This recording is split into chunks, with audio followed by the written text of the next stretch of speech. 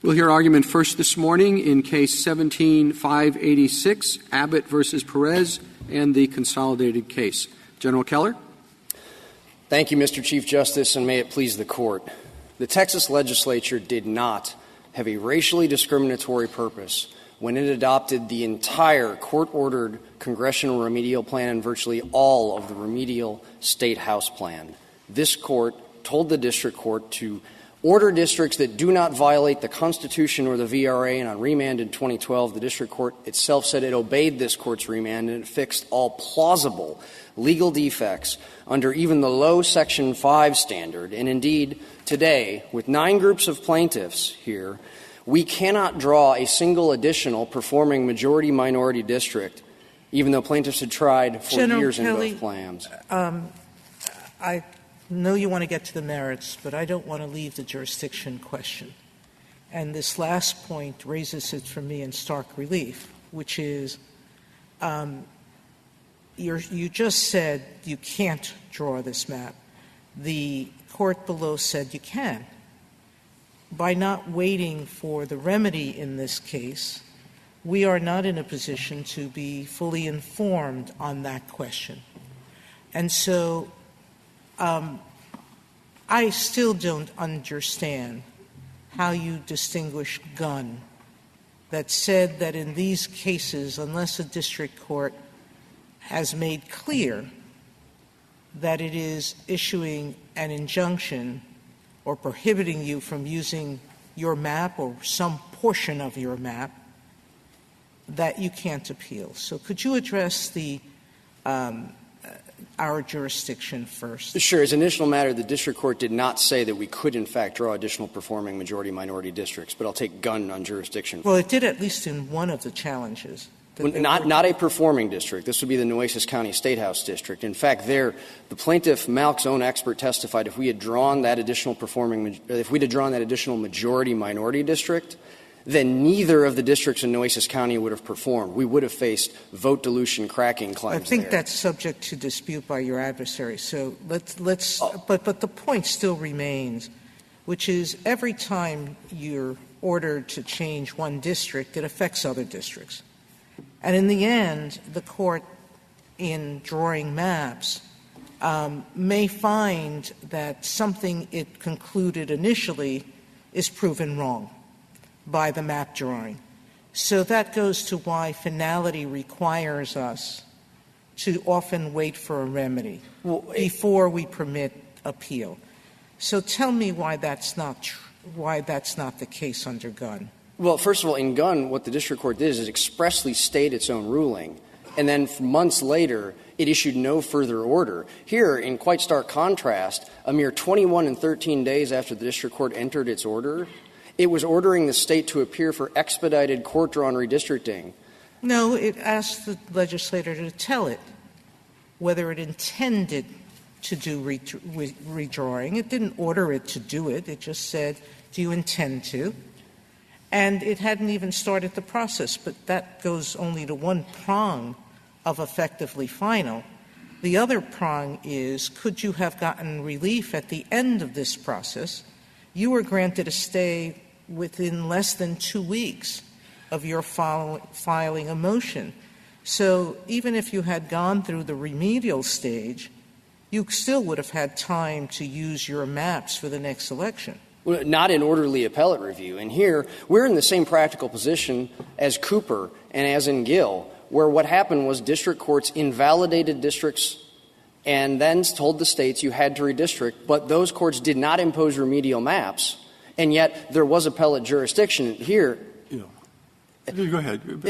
Moreover here, what distinguishes this case from virtually all other cases that the Court has had is we were ordered to do expedited redistricting on the eve of election deadlines. We aren't ordered. I mean, that's the problem. When I became a judge in 1981, one of the first things that I was told by the pre-existing Lee Campbell, he said, when you get an appeal, they are appealing from a piece of paper called a judgment, or they are appealing from a piece of paper that says injunction motion denied or possibly granted.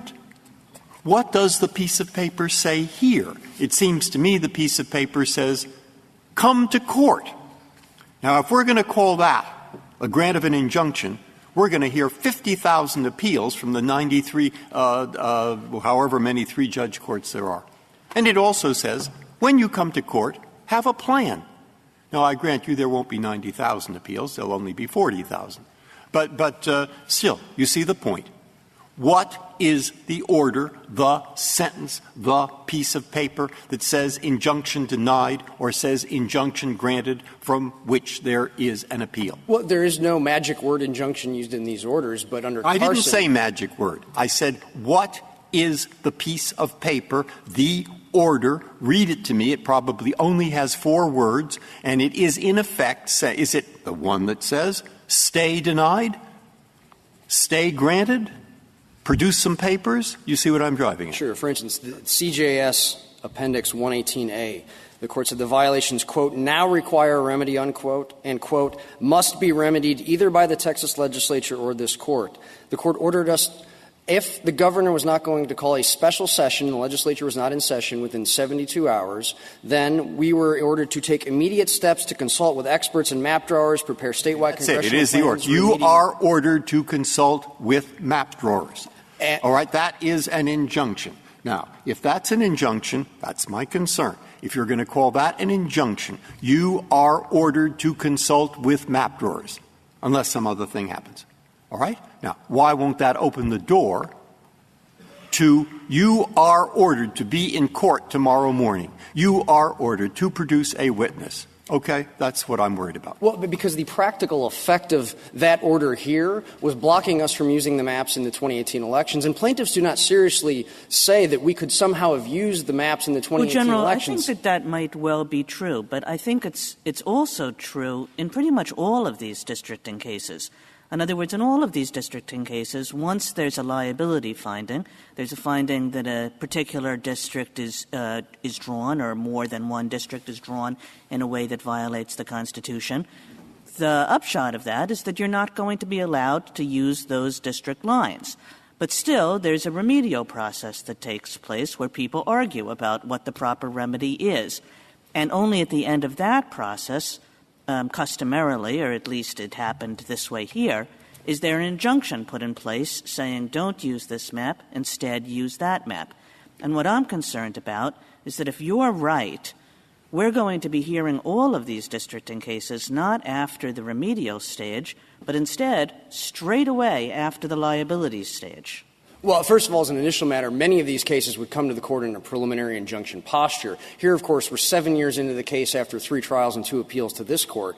But more importantly, we would have faced contempt if we would have told the district court, no, we are not going to engage in the redistricting that you have ordered on an expedited basis. And what distinguishes this case well, from virtually that's quite odd. You always had the choice of not participating and simply letting the court draw the map. No, we did not. Here we were ordered to not only appear but to bring our own Texas Legislative Council employees with us for the court to do expedited map drawing. Well, it hasn't happened, but you could have had an appeal from that. Well, that's what we are taking an appeal from that today. What you're now saying to us is we have an appeal after the preliminary injunction.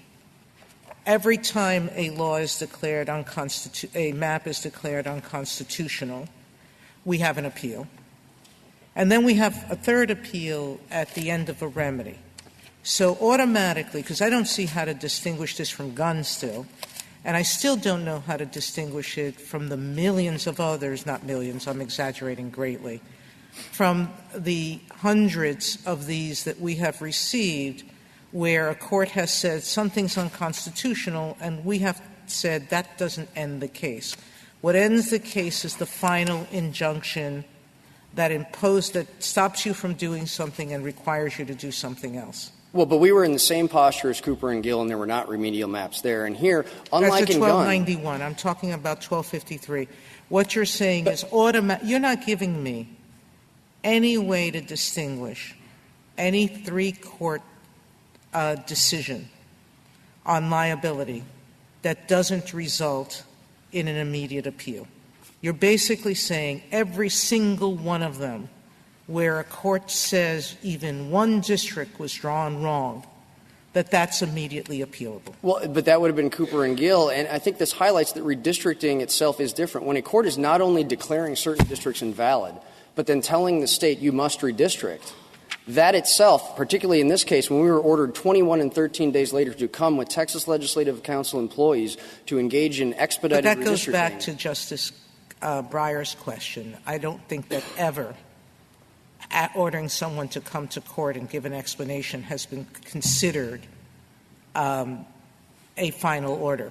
What is considered a final order is a contempt finding, something else that happens as a result of your failure to act, not the request for you to come to court. Well, but unlike in Gunn, for instance, here, in Gunn, the district court stayed its own order and took no additional action for months. If the district court here, when we moved for a stay and the district court clarified, state, you can use your maps for the 2018 elections, that would be a very different case. But instead it did the exact opposite. General, if what I would could have happened if you had told the district court, well, fine, you've issued an opinion, but we're going ahead and we're going to conduct elections under the map that was adopted by the state legislature?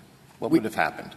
We would have been held in contempt for not obeying this order, and we didn't have to suffer the threat of contempt to be able to appeal. And when we moved for a stay in this court, we informed the court that we needed to know by October 1st, 2017, what the status of our districts were. And we told the court, grant us a stay by then, grant us a stay earlier, treat our stay motion as a petition for writ of mandamus. We were very clear about the status of this case, and the court granted a stay. And even then, when the circuit justice issued a temporary stay in this case, the district court issued an advisory informing the parties they could voluntarily comply so that redistricting could resume expeditiously, to use the district court's words. And if I can turn from the jurisdictional issue now to General, the if merit. I could, I'm sorry, but I guess you were saying before you were interrupted, you said what distinguishes this case, and I guess I do want to know what does distinguish this case, or is if in finding that there's jurisdiction here, are we going to be finding that there's jurisdiction after the liability stage at all redistricting cases? No, Justice Kagan. If a court simply says, declares districts invalid, and then issues no other injunction and says the state doesn't have to redistrict, that is a different case. But when the court goes ahead and says the state must redistrict, and here on an expedited basis on the eve of election deadlines that all the parties conceded existed, that's the practical effect of an injunction. One more question, and then you have to get to the merits. Suppose that there had been a 45-day window. Would that have been a practical effect of an injunction? We can play the game between 3 and 45. Sure. Justice Kennedy, I think so, because this Court's precedent, Wise v. Lipscomb, says that there must be a reasonable opportunity for the legislature to correct any deficiencies in the map when a part-time legislature is out of session and a court is putting the states the sovereign authority of use it or lose it only within 45 days.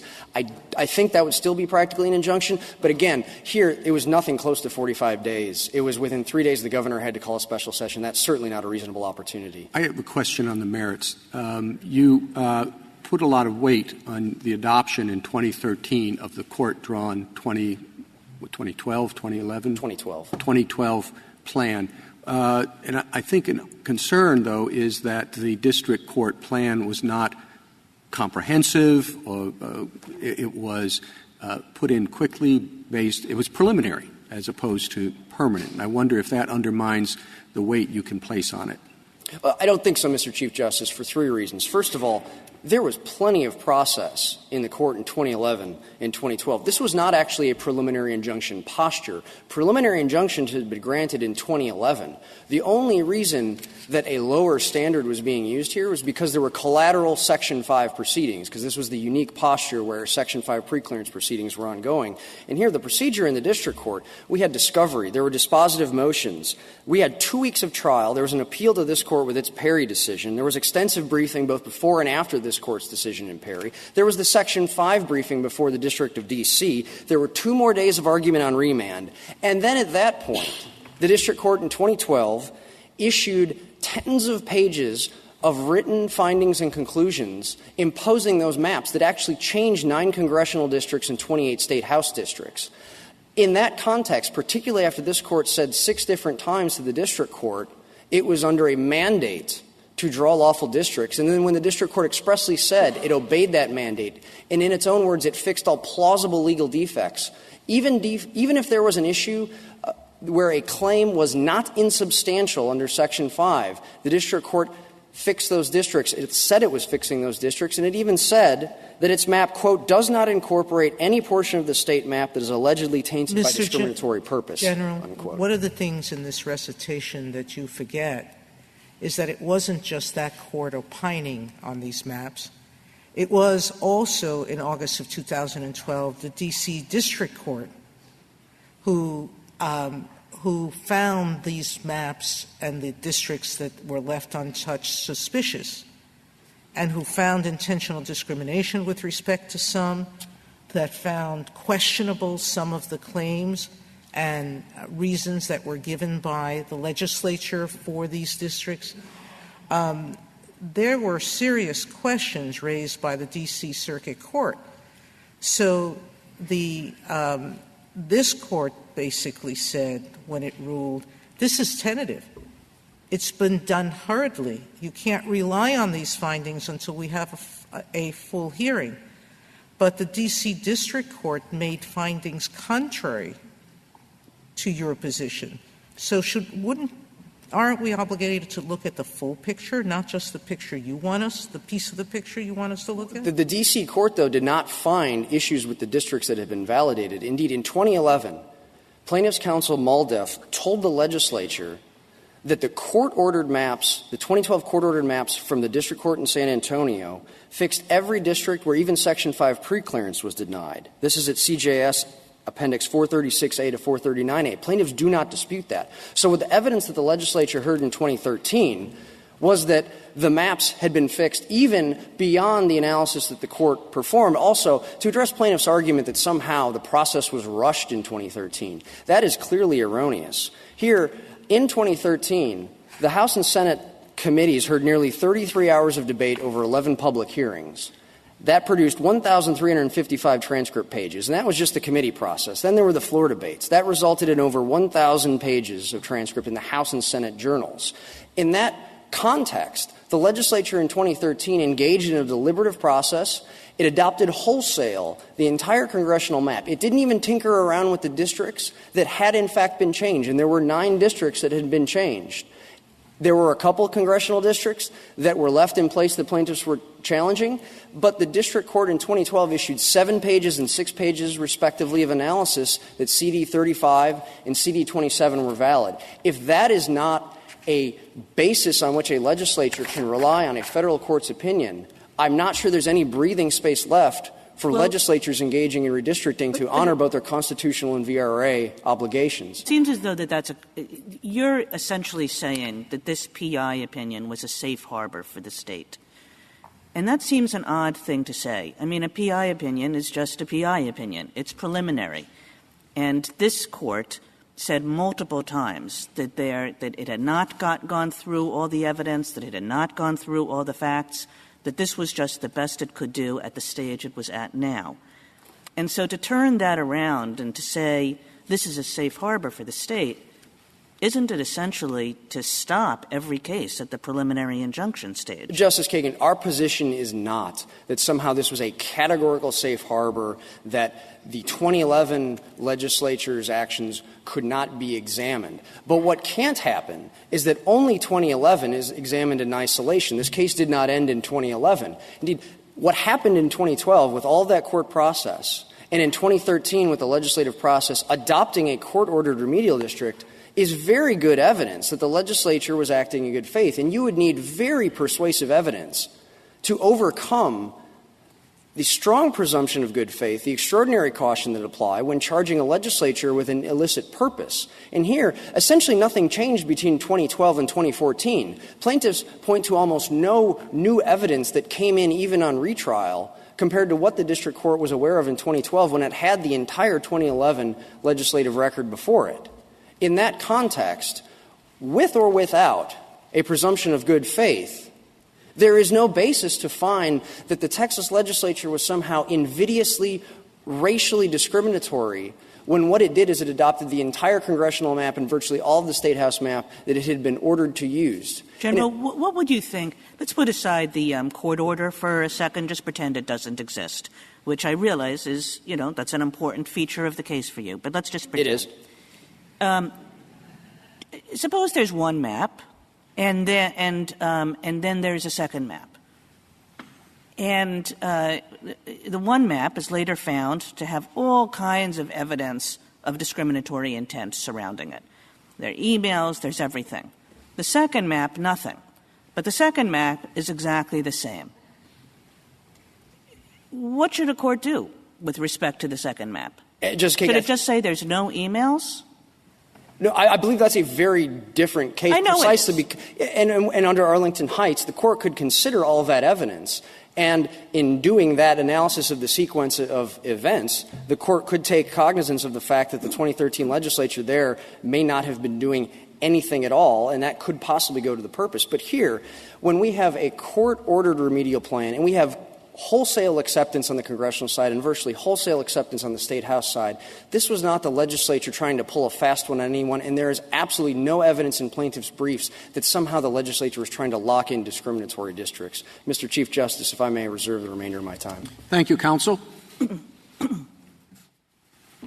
Mr. Kneedler. Mr. Chief Justice, and may it please the Court, I do want to address the merits, but if I could make a few points about jurisdiction at the outset to show why this case is different from other cases that may arise, and there are a number of distinguishing factors. In this case, what the district court did was say that the current plans, which had been in place since 2012, 3 elections had been held under those plans, may not be used. There must be a remedy. Then the court gave only 3 days to the state legislature, which is far from sufficient time to allow a sovereign state to engage in the critical act of deciding whether to reapportion the Mr. legislature. Kneedler, that might be true. It might have been a terrible decision to give only 3 days. But suppose that the court had given 3 weeks. Why would that have made a difference for this question of whether something is an injunction or has the practical effect of an injunction? I think the urgency or time limit is a very important consideration, in fact, a very important limitation on what we are proposing here. October 1 was a deadline that the parties in the court in this case accepted when preliminary measures had to be taken to institute the election. This was only about 45 days away from the district court's opinion. Mr. Kneedler, what rule do we set to know how much time is enough time? Meaning in all of these election cases, it seems to me that every single one of them, even if it's decided today, I'm going to hear that in 8 months they have to do something. In 3 months after that, they have to do something else. In this amount of time after that, they have to do something else. Until it's clear that a district court tells a state you can't use your map at all, even within 24 hours, this court could intervene if need be.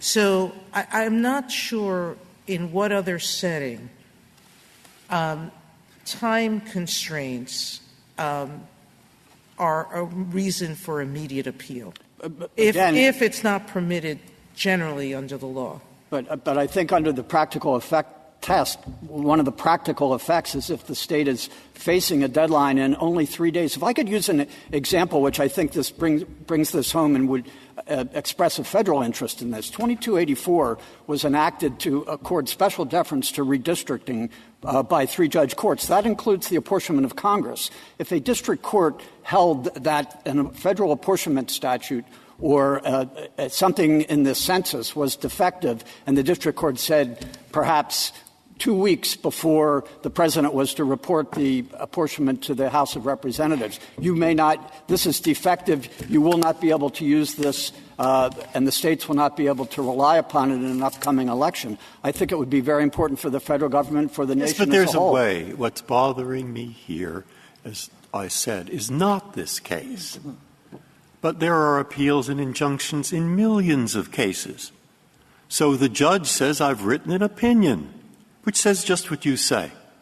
The lawyer for the state says, Your Honor, we respectfully disagree with that opinion. We are going to go ahead and have the election unless you enter an order, an injunction, which I think you shouldn't do, but you enter an order, an injunction forbidding us from doing so. Now, when that piece of paper is entered, at that point, of course, there is an appeal. Now, once you say the practical effects test, I haven't found a case with that. Not even Carson. There was an injunction in Carson, in the settlement plan. I found no case. Now, maybe you'll tell us some. People have used the word practical effects. But suddenly, when we stop that without an injunction and adopt that, what happens to the 4 million cases in the U.S. courts? Well, let me make one final point, and then I do want to move on to the merits. There's a big difference between redistricting, particularly, again, here. This is the court was saying the state could not use a plan that it had used for 3 elections, that the representatives and the electorate had come to rely upon.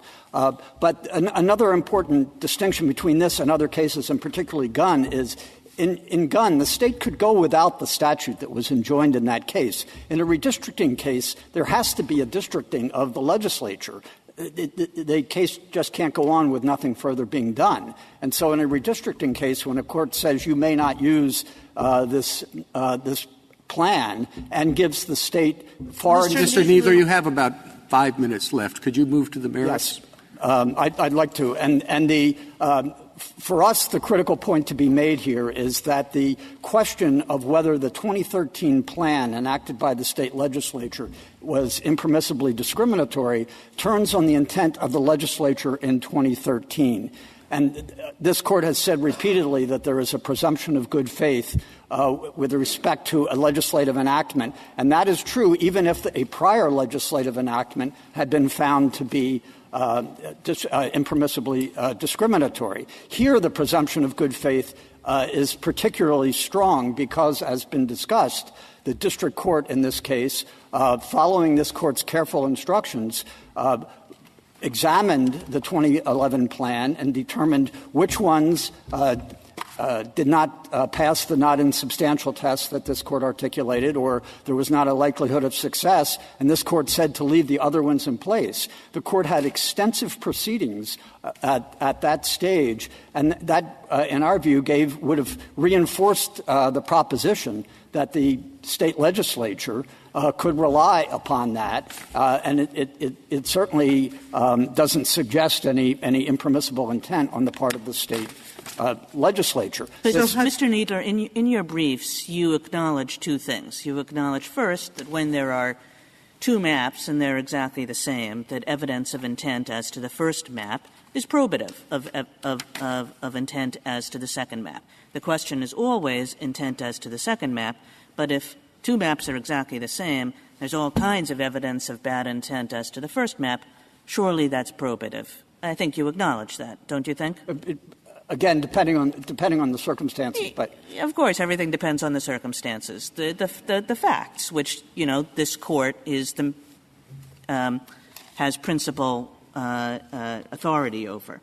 The second thing that you acknowledge in your brief is that these court orders, especially at this preliminary stage, are not safe harbors, don't you think? We absolutely agree they are not safe harbors. They could try to prove a intentional discrimination claim. The results test under the Voting Rights Act remains available as well, and that, in fact, is the principal vehicle for challenging redistricting. So given that the district court has so much better understanding of the facts than we do, what do you think went wrong here? I'm trying to find the legal principle that went wrong. The legal principle that went wrong is the court basically said that the taint that it found with respect to certain districts in 2011 carried forward to 2013, and it was the state's obligation, in the state legislature, to engage in a deliberative process to make sure that that taint, which had not yet been found by the district court, I don't was think eliminated. that it did that, and I recognize that there are some sentences which can be read either way. But if I understand you correctly, you're suggesting that there was a shift in the burden of proof, and that would be a legal error. That's the way we do read the opinion, and this court has. But here's what they said. The district court said the plaintiffs can establish their claim by showing that the legislature adopted the 2013 plans with a discriminatory purpose, maintained the district lines with a discriminatory purpose, or intentionally furthered pre-existing intentional discrimination. So it's talking about, here's the way the plaintiffs can establish their claim. What happened in 2013?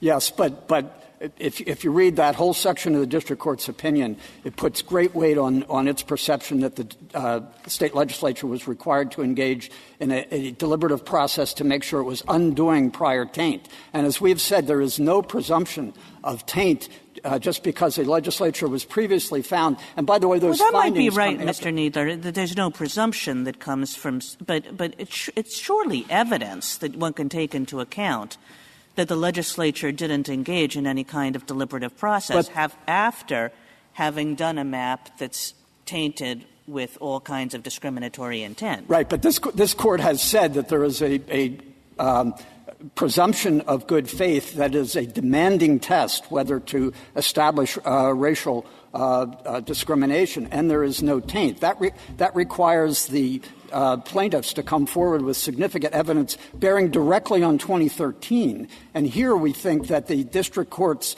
that's basically a record. The district court's opinion, even though preliminary, was a record before the legislature.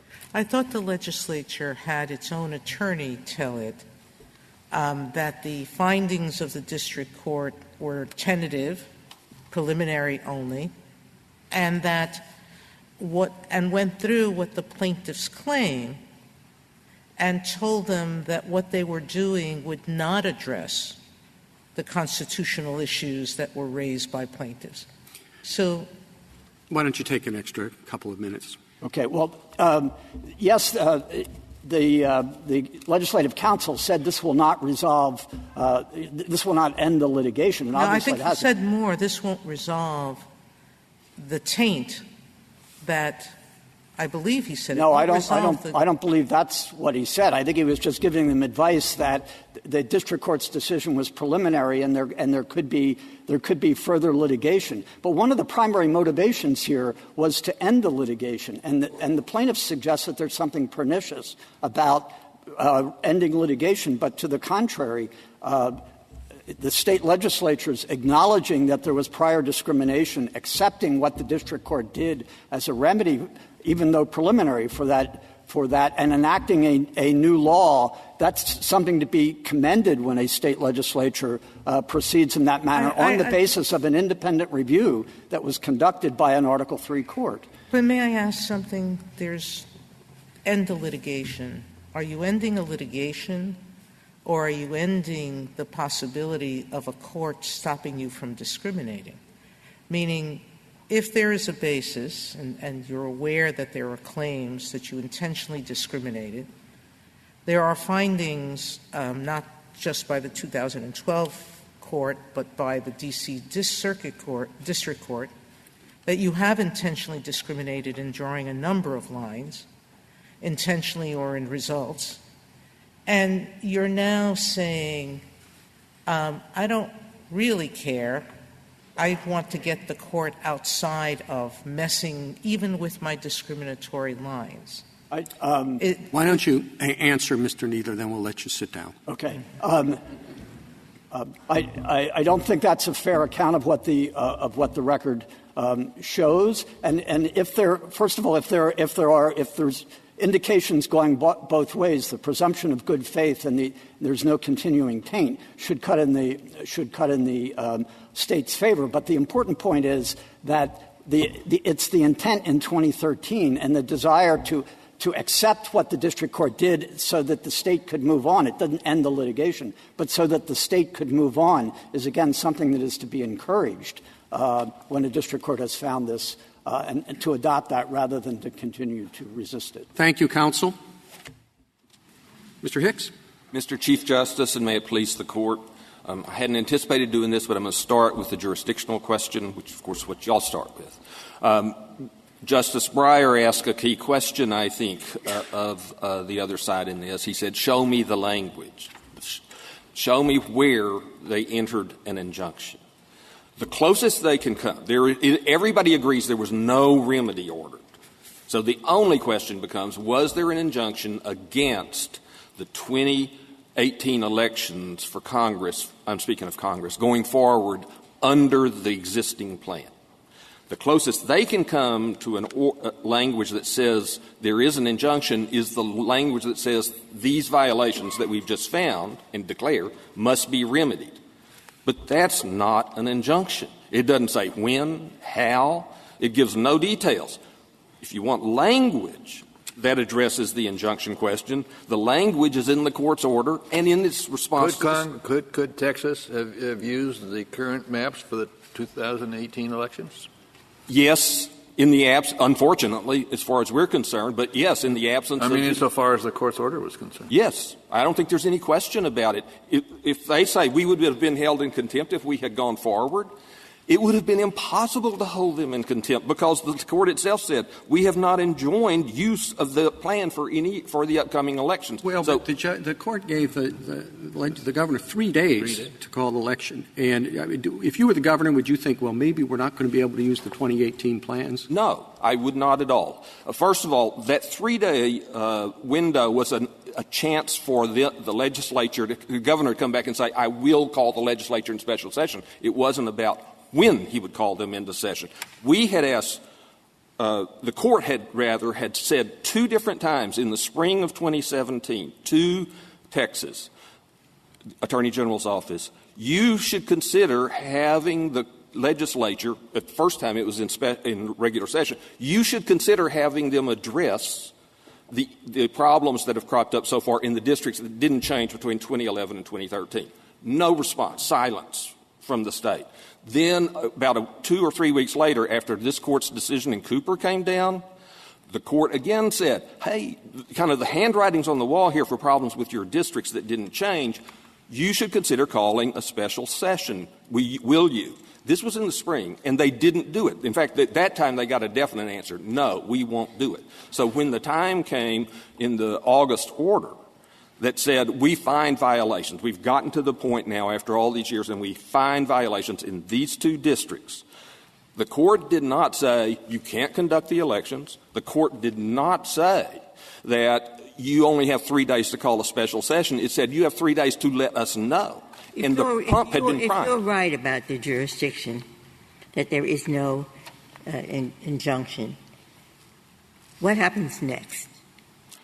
Well, I can tell you what we hope happens next. If the court dismisses this case for lack of jurisdiction, and I have not consulted with every one of the 9 groups, but if for our group, if the court says no jurisdiction and sends it back, we're going to ask the court to set up a remedy hearing and see if we might be able to get relief in time for the 2018 elections. There is a very good chance, I think, pretty strong chance the district court is not going to let us do that. We went to the district court 3 different times, Your Honor, asking for an injunction after the trials. In 2015, we asked for an injunction for the 2016 elections while the case was pending. Got a no. After the March order on the old plan came down in 2017, we went to the court and said, will you give us an injunction as to the districts that are the same between the old plan and the new plan? The court said no. So we have tried, and we also went at the end of 2016 and said, please give us an injunction to stop the 2018 elections from going forward. The court said no. So we had knocked on the door 3 times, and the court had said no. Then it came to it finally got to the nub of the liability issue and the declaratory relief issue, and we didn't even get a chance to say, please enter an injuction. They said a schedule. Counsel, are you suggesting you're not going to seek an injunction? No, as I said, I can't speak for every one of the plaintiff groups because we didn't consult with him before we walked in here today. But it's your intention to seek an injunction for the Rodriguez plaintiffs. I believe we will ask. Counsel, the question is, yes, if I might, we do. If I might, yes. You intend to seek an injunction on the basis of the order presently before us? Yes. Okay. But I emphasize there is pretty strong indication that we aren't going to be successful in getting it for the 2018 elections. I don't know if it's just from this court and what it might say from the district court, because it has been very reluctant to interfere with the election process. It's been very slow to do that. I want to turn, if I may. Let me just mention one other thing about jurisdiction. The kinds of orders they say constitute an injunctive relief, They're case processing orders. They're case scheduling orders. You know, please show up on June 3rd or whatever day for a hearing, or send the legislative council people in that help us draw maps to help us draw the maps that day. If those things are injunctions, the issue is very different. Was it an abuse of discretion for the court to order legislative counsel to show up? It's not the merits of the case here. Do you think we lack jurisdiction if the order doesn't contain the word injunction or order, but has the practical effect of doing that? I'll do two-level answer. The first answer is yes, I believe you do not have jurisdiction unless it has an injunction in it in so many words. I believe that's true. If the practical effects test that the court has applied in Carson Brands, which I emphasize is only as to the denial of an injunction, not to the grant, which has to be much more specific. But if that practical effects test is applied, there has to be something that indicates there is injunctive relief forthcoming. That is, not forthcoming, rather. There is injunctive relief embedded in this. This court knows how to look at something and tell if it's an injunction or not. Has the practical effects been applied in the 1253 context as distinguished from 1292? It never has. And I think the gun case suggests if that principle is followed, it wouldn't be applied. We have to remember in the Carson Brands test, calling it the practical effects test, is really ultimately a misnomer, because if you look at it, in Carson Brands, what had happened was the district court had refused to enter a consent decree. One piece of the consent decree would have specifically been an injunction. That would have been the consent decree. And the court denied the entry of the consent decree, and this court said that has the practical effect of denying that particular injunction that would have been entered under Appendix B or whatever. Counsel, you were the one who said you wanted to have one more word on the jurisdictional issue. But on the sorry. on the merits, it seems a strong argument, which you dismiss as just sort of wanting to end the litigation, which is usually a good thing, for the legislature to say, okay, this is the plan. I understand it's preliminary and all that, but to move things along, this is the plan the district court drew. That's what we're going to go with. It does seem to me that at the very least, and I understand this to be the point on the other side, that ought to give them some presumption of good faith moving forward, which is significant on the determination of their intent to discriminate. That isn't what gave them the presumption of good faith. They always have a presumption of good faith when the legislature acts. That's the first step. There's presumed good faith, and the district court proceeded from that. But in this particular instance, the district court did not in 2012 draw a map. It did not draw a map. For the two districts that are before you now, districts 35 and 27, it didn't touch them. Well, they were not changed, but surely the district court could draw a map. You don't have to change every single district when you're looking at what you think is an appropriate map for two elections to go forward under. I understand that, but in this one, there were half of the Texas congressional districts were not touched in the interim map, not touched at all.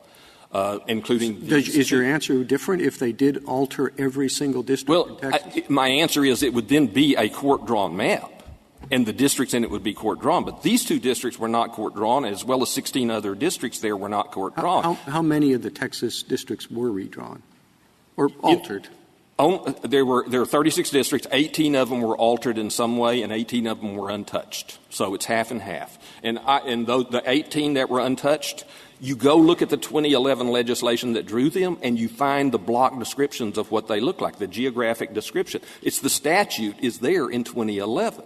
And as to the congressional districts that are at issue here to start, did the district court simply rubber stamp what had been presented to it, or did it engage in a pretty thorough, thoughtful analysis of the legality of those districts? It did as thorough an analysis, I believe, as it could under the constraints, and that is not a thorough analysis. The court itself said it's not thorough. If Your Honors recall, this case returned to them, and it isn't as though the court on remand had a choice. there was a gap. At that time, the preclearance regime was in place and operative, and there had to be a map in place. There could not be one. This court had already the district court had already postponed elections scheduled 2 or 3 times, and the district court in D.C. had not yet acted on the state's preclearance request. So there was a gap, and it had to go forward. And to talk about the analysis, the district court and the Texas Legislative Council's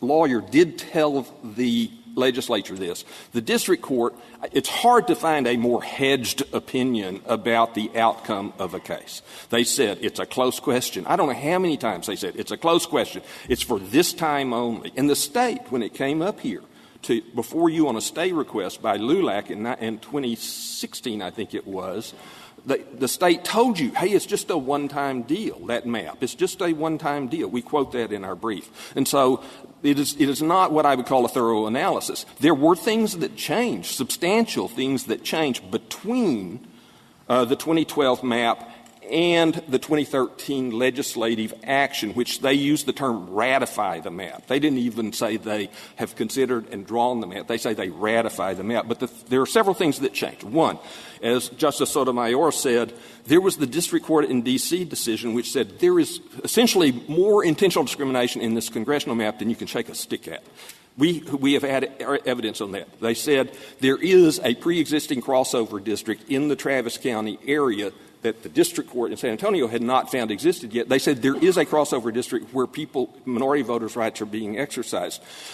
Also, in between, the United States had intervened in a different posture back then. The United States had intervened and opposed the map in D.C., and that evidence had been introduced. That was all new evidence that didn't exist. Why don't you talk about one of the districts? Why don't we talk about Congressional District 35 and some of the points that the district court made when it initially analyzed this?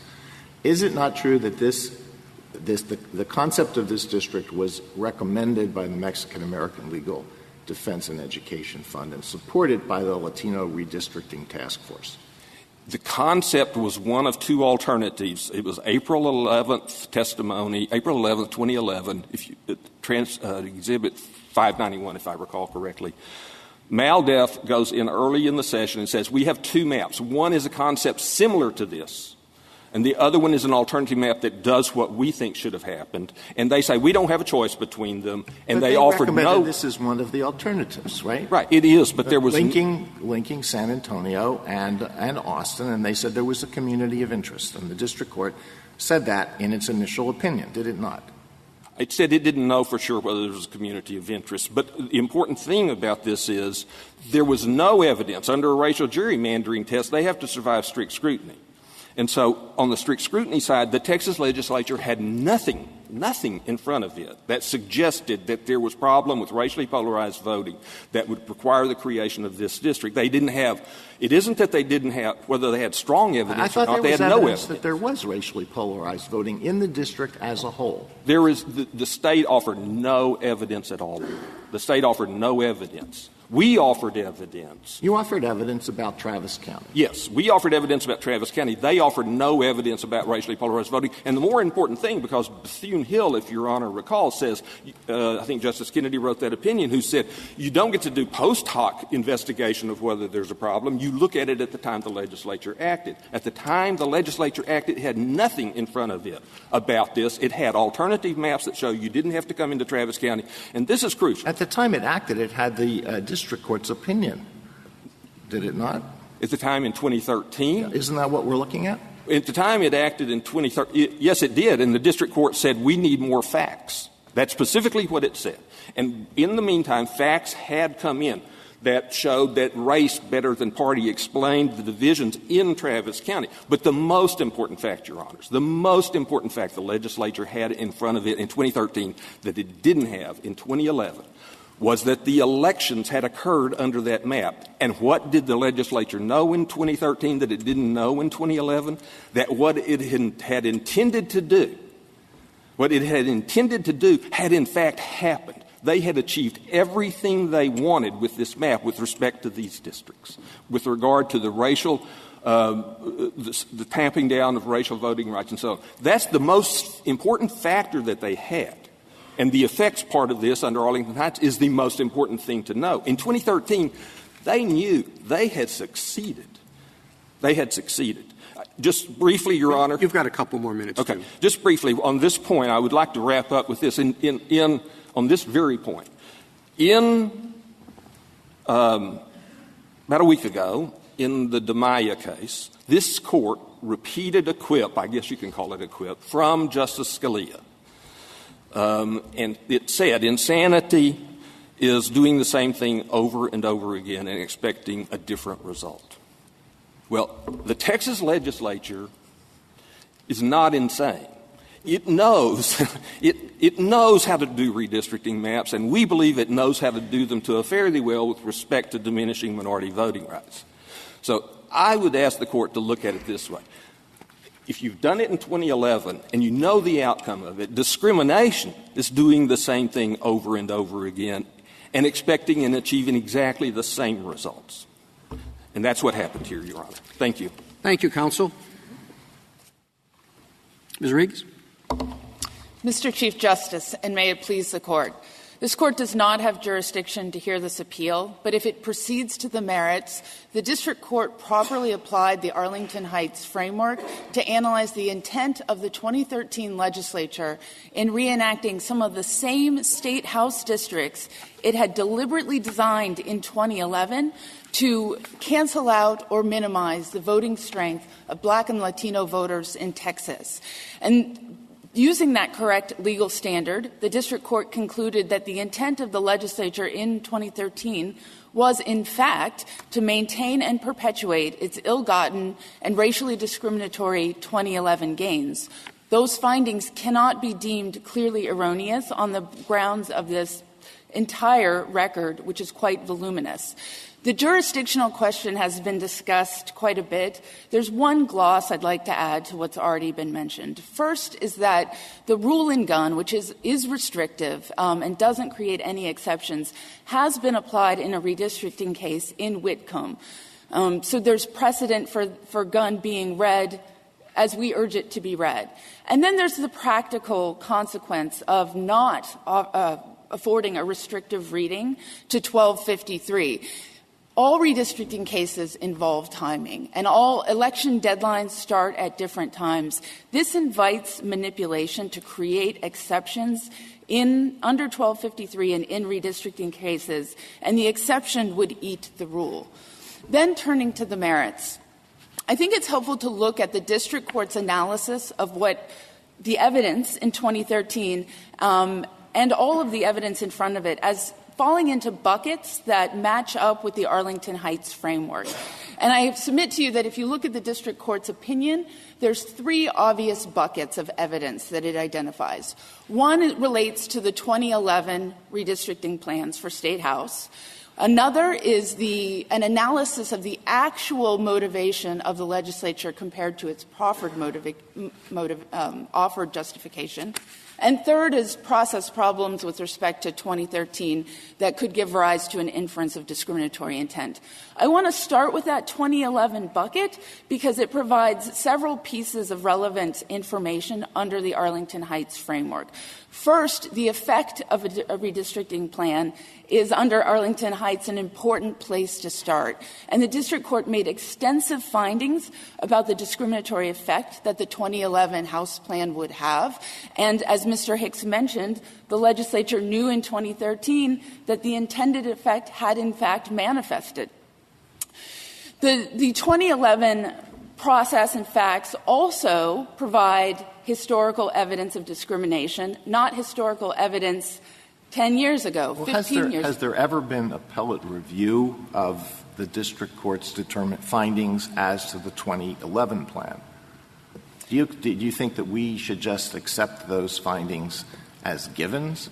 If you're going to place a lot of weight on them, would we not have to review those?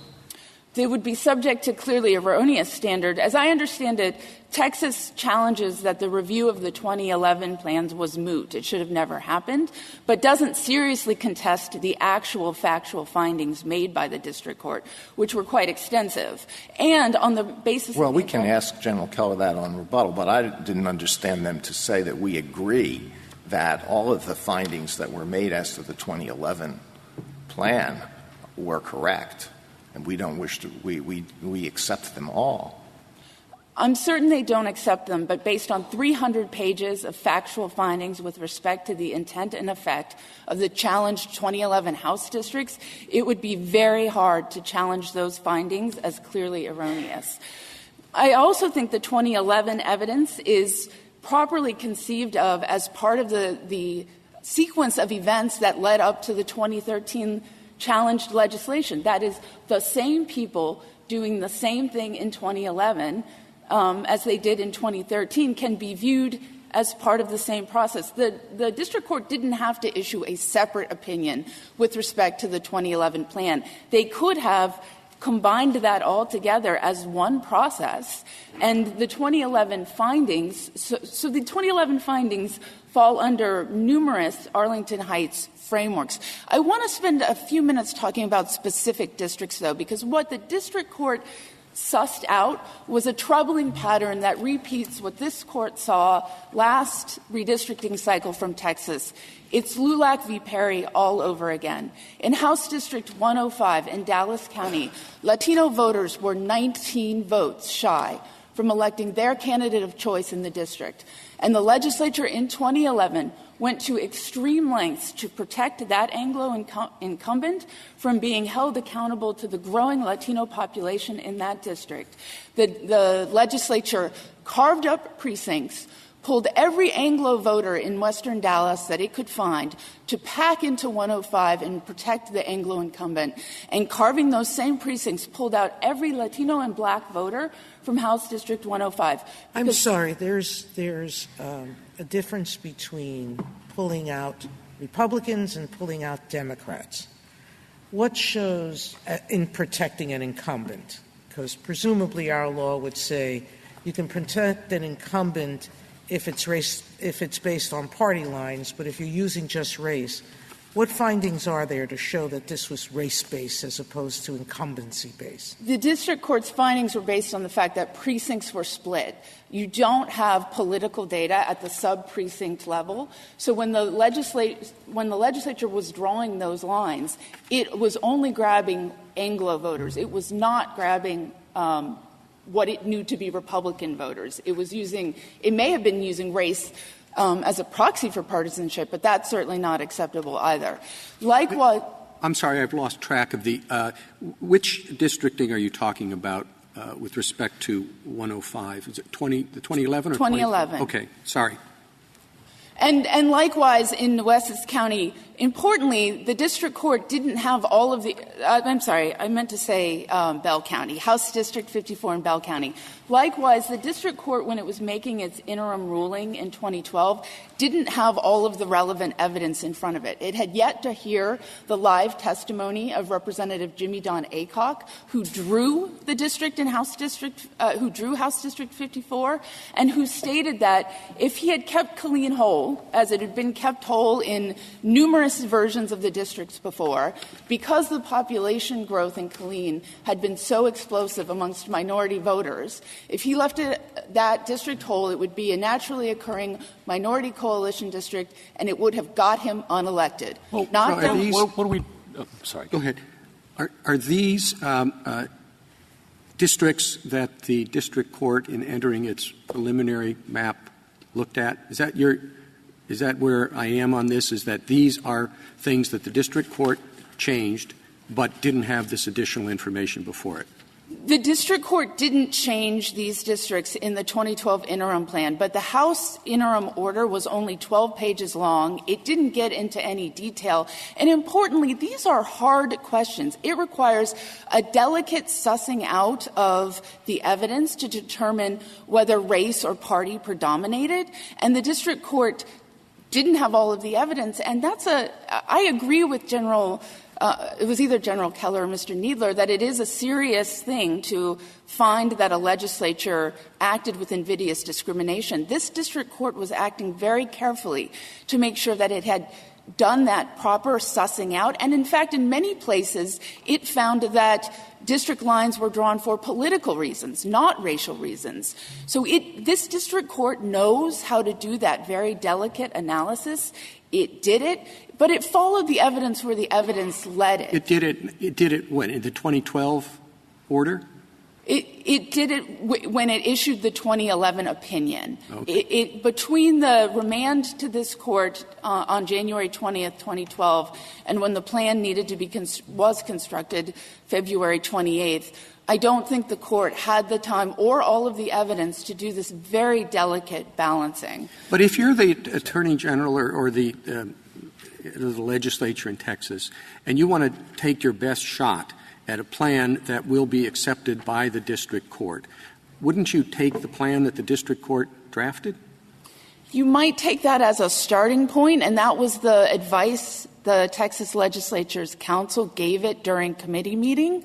But the district court really had the question before it that did the legislature adopt the interim plan for race-neutral reasons, or did it use the adoption of that interim plan as a mask for the discriminatory intent that had manifested itself just 2 years ago? Well, who was doing the masking, the district court, when it drew up the preliminary plan? No, the legislature, in invoking the adoption of the 2012 interim plan as having been a safe harbor, essentially, is the one masking. And this, the district court is the body that is well poised to sniff out pretext and to sniff out real justification. And a unanimous 3-judge panel concluded that, in fact, the wanting to end the litigation and adopting the interim plan was indeed a mask for discrimination. So then we do I'm sorry. Go ahead. No, I'm done. Okay. All right. A lot of the complaints have to do with vote dilution, and that's what you've been focused on in a number of districts. But what do we do about House District 90, for example, where when the legislature sought to take into consideration some concerns along those lines, it then gets attacked from the other direction as discriminating on the basis of race in violation of the 14th Amendment. How is a state supposed to balance its Section 2 obligations against the 14th Amendment obligations? It seems like you're catching them on a bit of a horns of a dilemma. Is there a way through the thicket? There is, and I think this Court's provided that guidance in recent cases as well, but consistent with instruction dating as far back as the 90s. To answer your question, though, the district court found, as a matter of fact, that the legislature did not create House District 90 with VRA compliance in mind. They found, as a matter of fact, that House District 90 employed a mechanical racial target. Those are findings that are not clearly erroneous and then must be affirmed.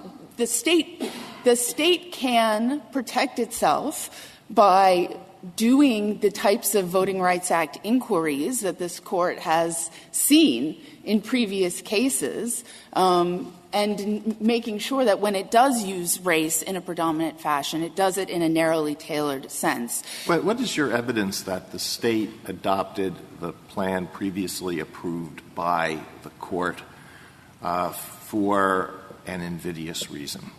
The evidence that the district court looked at in arriving at that conclusion and drawing the inference from the evidence in front of it was multifaceted. One was that the district court, the legislature ignored the explicit warnings of the district court that its ruling was preliminary, it wasn't done looking. The next was that it had in front of it the ruling from the D.C. District Court. Now, the D.C. District Court ruling didn't reach discriminatory purpose with respect to the State House case, but it noted that it listed a bunch of record evidence that it said would support a finding of discriminatory purpose. It also noted that the legislature had the advice of counsel during the legislative committee meetings and floor meetings. And there I would the advice of what? That it was preliminary, that the original opinion was preliminary. So that's the particular piece of advice from that exhibit that the district court cited, but that exhibit, Joint Exhibit 15.1, 13.3 contains other advice from Legislative Counsel Mr. Archer, in which he explains to members of the committee that House District 54, where minority voters had been fractured, cut in half, and stranded in 2 Anglo districts, might have a target on its back, and that the legislature, if it wanted to avoid being found guilty of intentional discrimination, ought to consider reuniting that district. So this is the evidence that they had in front of them. As late as May of 2013, we had a status conference in the San Antonio court where we discussed the need for further evidence. That status conference was discussed during the legislative proceedings. This is the evidence before the district court in concluding that the actual motivation was, in fact, an intent to discriminate. What is the law what is the law, in your opinion, not the facts, if you assume the following? One, there is an old plan, and a state legislature thinks, this old plan might really have been discriminatory. I wasn't here then. I didn't do it, but I see the point. 2, there is a judge who says, this is okay, but remember, I haven't seen all the evidence. I might change my mind. Please, 1,000 cautions. And then we have bishops who look into the heart of the new legislature, and they discover that the reason they passed it really was because it's our best shot. You see? Now, imagine those 3 facts. What's the law? The law is still Arlington Heights, and that even though the bishops determined that there may be a factor that they determined that's the real reason. They all voted because it's our best shot. It's our best shot to get the old plan through, say, or some version thereof. That's it. Just thought it's the best shot. Got the fact? That's the assumption. Now what's the law? So the law that I would point Your Honors to is the Gwynn and Lane line of cases, where when a statute is enacted and struck down for being unconstitutional and then reenacted the next year, if it partakes too much of the initial constitutional infirmity, it cannot stand under the Constitution. I would also add, though, that wanting to end the litigation, even if it's coming from a good place, doesn't end the constitutional scrutiny. Racial discrimination needs to be only one of the factors, not the only or sole or dominant motivating factor. And litigation strategy, wanting to win, doesn't end the constitutional inquiry. If it did, we wouldn't need Batson challenges. But more importantly, it's not that they wanted to it doesn't matter whether they wanted to end the litigation or not. It matters how they wanted to end the litigation. And they wanted to end the litigation by maintaining the discrimination against Black and Latino voters, muffling their growing political voice in a state where Black and Latino voters' population is exploding. They're poised to take over in all of these districts. It was that intent that they wanted to muffle. And that don't you have to suggest that that was the intent that the district court had when it imposed the interim plan? Because keep in mind, this evil intent that you're attributing comes from adopting the plan that the district court adopted and let the elections go forward under for 2 cycles. Well, the intent doesn't have to encompass any racial animus. I think the district court did the best it could with the time it had and the evidence it had. But the intent doesn't have to encompass any racial animus? No. Discrimination that would fall under the prohibitions of the 14th Amendment doesn't have to come from a deep, hateful place. Hateful place. It has to be – doesn't it have to be intentional racial discrimination, which sounds pretty deep and hateful? Intentional racial discrimination certainly attaches where there's a purposeful intent to keep a cohesive minority group from exercising the opportunity to elect their candidate of choice where they might otherwise have it absent that intervention. But I don't think that's the same thing as racial animus. Very briefly, I would like to note that regardless of what this Court does on the questions of intent, in the House case, we have 2 districts, 2 claims that are independent of any intent. And one is House District 90, which I already spoke with about with Justice Gorsuch. The other is the Section 2 effects claim in Nueces County. And there, the dispute boils down to a very narrow question. There's no dispute that there's racially polarized voting and that under a totality of the circumstances, Latino voters in Nueces County have been less able to elect their candidate of choice. The dispute comes down to, under the first prong of Jingles, which just requires plaintiffs show that you can draw an additional majority Latino district, the state wants to import an additional requirement into the first prong of Jingles that requires plaintiffs to also prove that the district is performing. And that is not consistent with this Court's recent ruling in Bartlett v. Strickland. This Court set a bright line because a bright line is helpful to the states and helpful to plaintiffs, and the plaintiffs presented a demonstrative map that had one district at 55.2% Hispanic citizen voting age population and one at 59.9%. Well, this would be very important going forward. You want us to hold that a state can satisfy its Voting Rights Act obligations by creating a district where there is a mathematical majority, but that district would not perform for the election of the minority preferred candidate. Do you want us to hold that? No, I think I thought that's what you were just saying. No, I think liability under Section 2, the effects test, has been proven when it's been shown that it's possible to draw two majority Latino districts. Yeah, and did the district court find that? I thought the district court did not find that you can create two performing districts in Nueces County. It said there was some question about whether they were actually going to be performing. It was using exogenous elections that didn't have Latino candidates in it. But this goes to the jurisdictional question, in fact. That's an issue that still needs to be determined, and this Court can't resolve that at this stage in the case. You have another minute, if you'd like. The only thing I would add to that, Justice Alito, is that the Court said that this was just the liability stage. So proving a majority Hispanic citizen voting age population at the liability stage is what gets you to the next stage. And to establish liability, is it not necessary to show that you could create another performing district? Yes. And did the district court find that you could do that? And is it not true that one of the plaintiff's experts found that one of these districts, if you split Nueces County in half, would not perform one time in 35 elections, and the other one, in the other, it would perform 7 times in 35 elections? I misspoke earlier. The proving liability is just the additional majority district. It's not performing.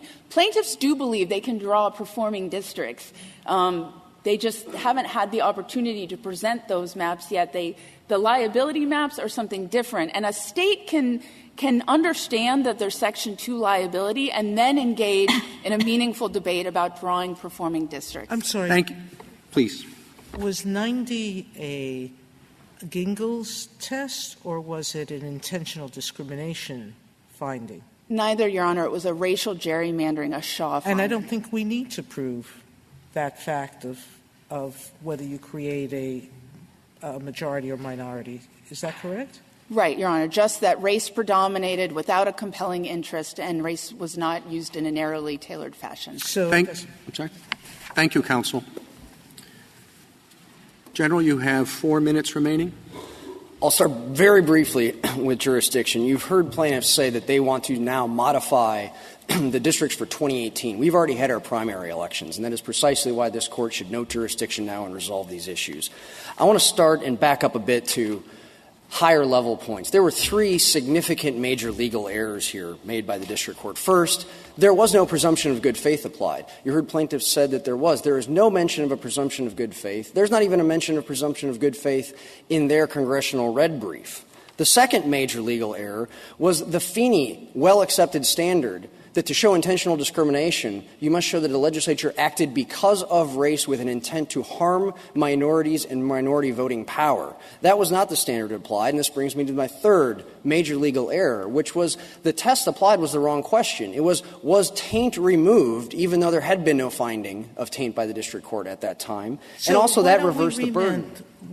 Then all of this just proves to me that at best all you get is a vacate this order and send it back under the right legal test. Well, but in addition to those three major legal errors, there's also the fact that these findings were clearly erroneous. First of all, there is no evidence, and you heard no evidence whatsoever today, that somehow the 2013 legislature was trying to mask an invidious intent that it had either carried over or not. It's a very simple argument. You know that what you wanted to do, which was to block Hispanic voters or other voters and get certain candidates elected, that your own counsel is telling you that in certain of those districts, that's exactly what you got.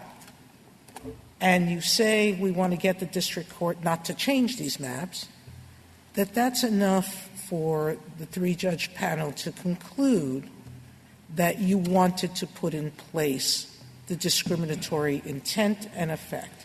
That's the simple argument. But that hinges completely on one Texas Legislative Council member, Jeff Archer, and Jeff Archer simply testified that there were preliminary findings. He said, and this is JX 15.3 at 42, I don't think that you can say that Section 2 requires that district. That was referring to the quote my friend gave. Jeff Archer was simply saying, this case, yes, litigation will not end. And even here, it would be passing strange to find intentional discrimination in this case where there is no discriminatory effect.